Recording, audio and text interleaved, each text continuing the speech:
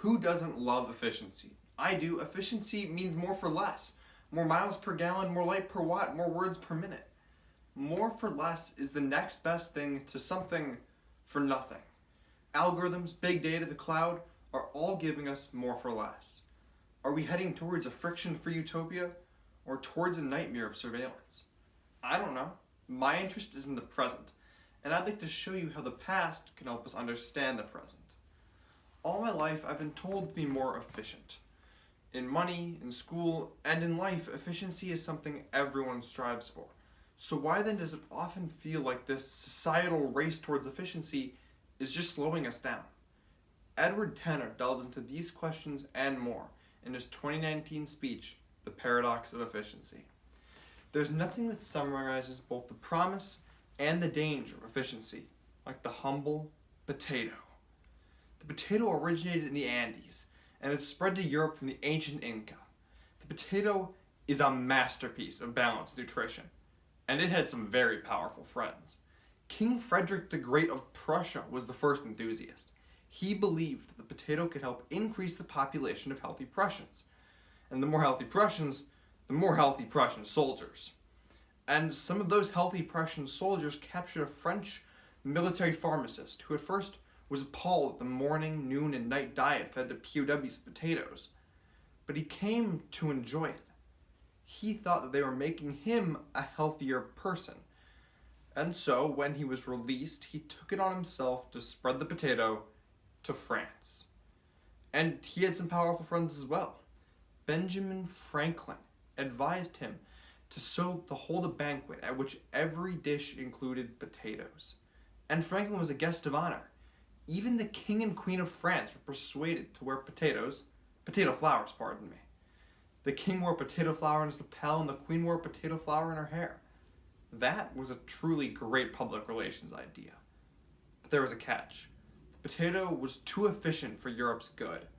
In Ireland, it seemed a miracle. Potatoes flourished, the population grew. But there was a hidden risk. Ireland's potatoes were genetically identical. They were a very efficient breed called the lumper, and the problem with the lumper was that a blight from South America that affected one potato would affect them all. Britain's exploitation and callousness played a role, but it was because of this monoculture that 1 million people died and another 2 million were forced to emigrate.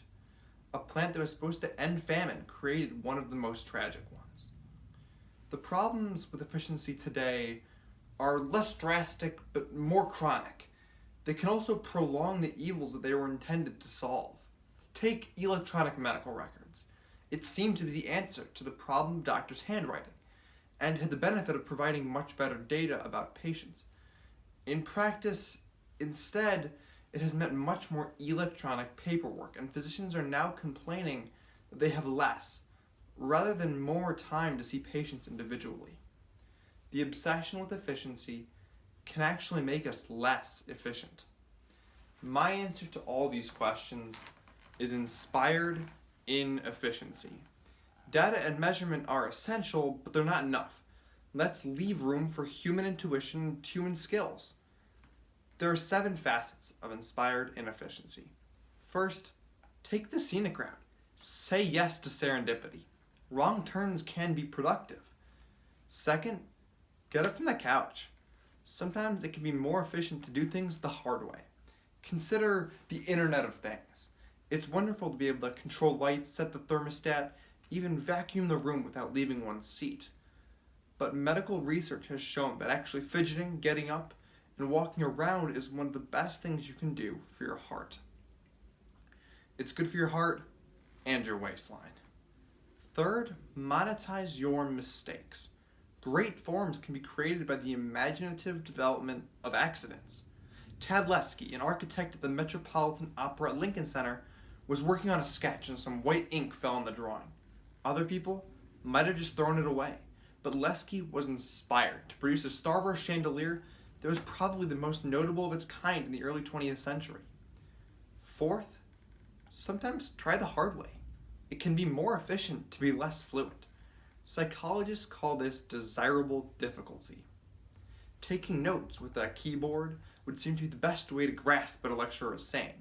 However, it's often better, and studies have shown that when we abbreviate, when we have to summarize what a speaker is saying, when we're taking notes with a pen or a pencil on paper, we're processing that information.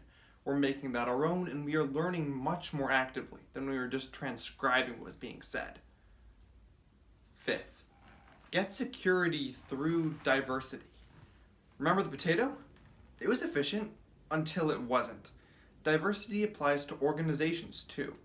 Software can tell us what has made people in an organization succeed in the past, and it is useful, sometimes, in screening employees.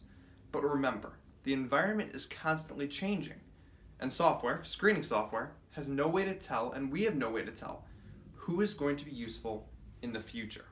We need to supplement whatever the algorithm tells us by an intuition and by looking for people with various backgrounds and various outlooks. Sixth, achieve safety through redundancy and human skills. Why did two 737 MAX aircraft crash?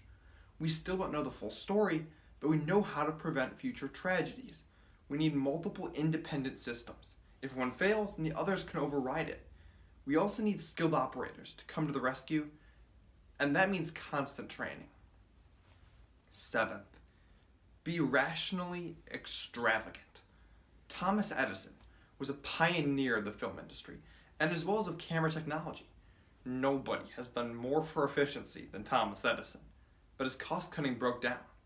His manager hired a so-called efficiency engineer who advised him to save money by using more of the film stock that he shot, having fewer retakes. Well, Edison was a genius, but he didn't understand the new rules of feature films, and the fact that failure was becoming the price of success.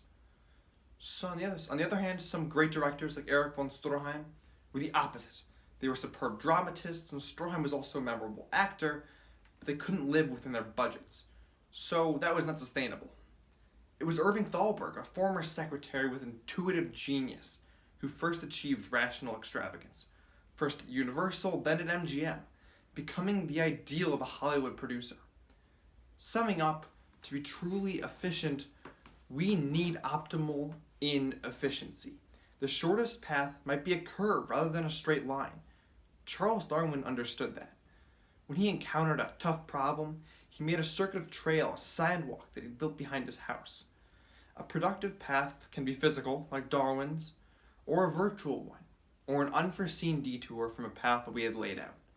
Too much efficiency can weaken itself, but a bit of inspired inefficiency can strengthen it.